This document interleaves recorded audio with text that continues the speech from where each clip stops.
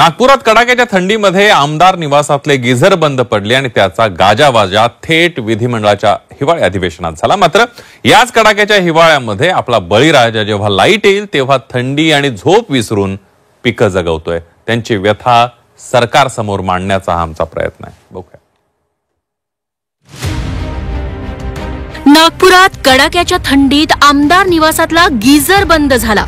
त्यामुळे आमदार मंडळींच्या पीएन सोबत आमदार मंडळी सुरुवातीला गारठली आणि नंतर गैरसोयीवरून पेटून उठली।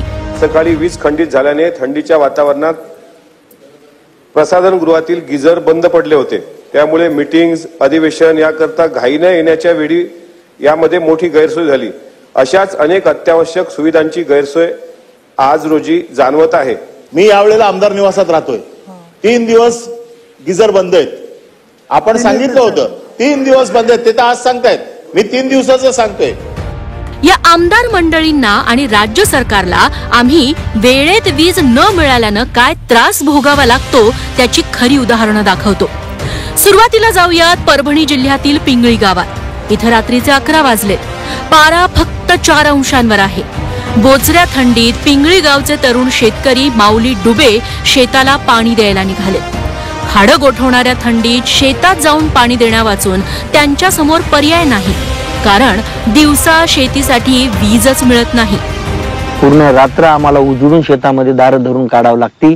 हा प्रश्न मात्र तुम्ही कधीही त्या सभागृहामध्ये मांडला नाही आणि स्वतःला मात्र शेतकऱ्याचे नेते म्हणून तुम्ही घेता, ही तुम्हाला लाज वाटली पाहिजे। यानंतर जाऊयात धुळ्यात। हे कापडणे गावचे शेतकरी राजेंद्र माळी।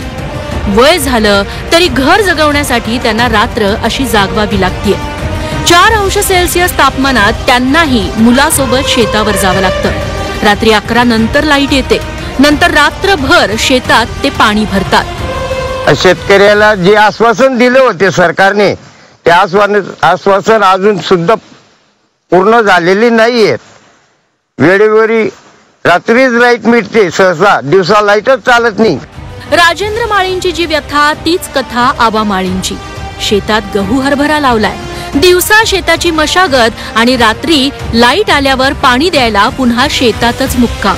यात माळींना घरचा रस्ताच दिसेनासा झालाय। रात्रीच्या वेळी शेताला पाणी देताना विंचवा काट्याची भीती असते ती वेगळीच, मात्र करणार काय, कारण गुंठाभर शेतावर पोरांची वीदभर पोट पण भरायची आहेत ना। आम्हाला कसं याची भीती आहे, बिबट्याची भीती आहे, साप जनावरची भीती आहे। जास्त दिवसाभर शेतीमध्ये काम करावं लागतं, लगे रात्री 12 झाला प्यावं लागतं आम्हाला। राज्य सरकारला इतर मुद्द्यांमध्ये सध्या शेतकरी आणि त्याची ही विजेची समस्या दिसत नाहीये, म्हणून झी24 तासनेच रात्रीच्या अंधारातला शेतकऱ्याचा विजेअभावी चाललेला संघर्ष दाखवायचं ठरवलं। किमान माध्यमांच्या कॅमेऱ्यातून तरी शेतकऱ्यांचे खरे प्रश्न विधिमंडळाच्या सदनात पोहोचतील। अधिवेशनामध्ये शेतकऱ्यांच्या मुद्द्यावर चर्चा झालीच नाही। आजही शेतकऱ्याला 11 वाजेला म्हणजेच रात्री वीज पुरवठा होतोय। 4 अंश सेल्सिअस तापमान आहे धुळे जिल्ह्यामध्ये नोंदवलं गेलेलं आणि अशा कडाक्याच्या थंडीमध्ये शेतकरी रात्रीच्या वीज पुरवठ्यामध्ये शेताला पाणी देतोय। खरं तर 2 वर्षांपूर्वी फडणवीसांनी शेतकऱ्यांना दिवसा वीज देऊ असं आश्वासन दिलं। मार्च 2023 ला 40% कृषी फीडर सौर ऊर्जेवर येणार असं जाहीर केलं। ऑगस्ट महिन्यात शेतकऱ्यांच्या कृषी पंपांना दिवसा वीज पुरवठा देण्याची घोषणा केली।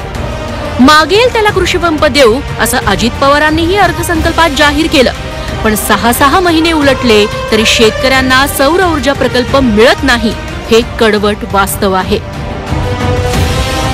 खतांच्या वाढलेल्या किमती, शेतमालाला मिळणाऱ्या अनिश्चित किमती, हमीभाव नसल्यानं पडलेले दर, या सगळ्यात दिवसा शेतीसाठी वीज न मिळणं ही सगळी संकट शेतकऱ्यांच्या पाचवीलाच पुजलेली आहेत। विजेअभावी 1 दिवस गिझर बंद झाला तर 2-2 आमदार तक्रार करतात, मात्र शेतकऱ्यांनीच निवडलेले नेते मंडळी मात्र बाकीच्या राजकारणात दंग असतात।